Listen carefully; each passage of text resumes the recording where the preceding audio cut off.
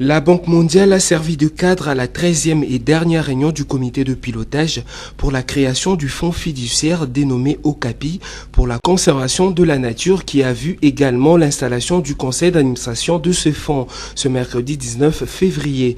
Le fonds Okapi, doté d'une capitalisation de plus de 50 millions de dollars, se donne comme mission de promouvoir les aires et domaines protégés inscrites au patrimoine de l'humanité et susceptibles d'impulser une dynamique de croissance économique et durable responsable dans le secteur touristique. Présent à cette réunion prémisse d'une nouvelle société, Eustache Ouailloro, directeur des opérations de la Banque mondiale, le ministre de l'Environnement, Conservation de la Nature et Tourisme, Louis Bavon Samputu Elima, et quelques représentants des apporteurs de capitaux de ces fonds. Au sortir de cette rencontre, le numéro 1 du tourisme congolais nous fait l'économie de cette rencontre. Vous savez que nous détenons par devers nous 5 parcs qui constituent le patrimoine mondial élu par l'UNESCO.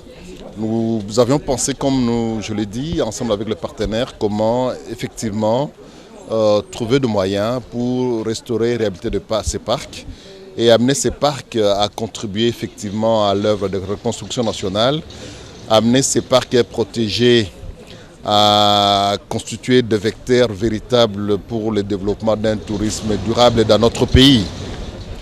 Au travers du fonds fiduciaire, je viens là de présider la dernière réunion du comité de pilotage du fonds, c'est-à-dire le comité qui était censé réfléchir sur la façon la plus judicieuse de réaliser les prérequis nécessaires à la création de ces fonds. Différentes étapes ont été franchies, notamment la formulation d'un profil pour le fonds. Le comité a tablé sur un fonds offshore qui devait être établi à Londres, en Grande-Bretagne.